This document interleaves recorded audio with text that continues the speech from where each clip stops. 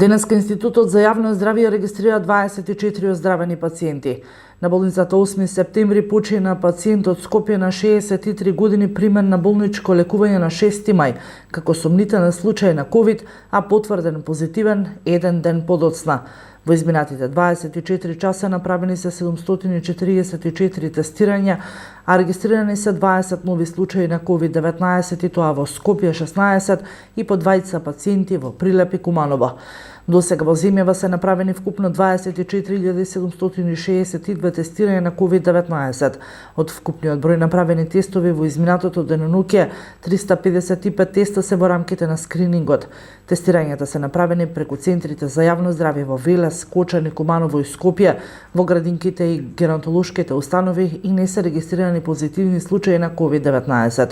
Досега со скринингот направени се 2060 тестирања на COVID-19, а регистрирани се само 2 позитивни случаи на вработени во градинка во Битола и во Скопје. Сите останати резултати од градинките се негативни. Вкупната бројка на COVID диагностицирани во нашата земја од почетокот на епидемијата изнесува 1941. Бројката на оздравени пациенти 1411, а починати е 113 лица, а во моментов бројот на активни случаи во земјава изнесува 417.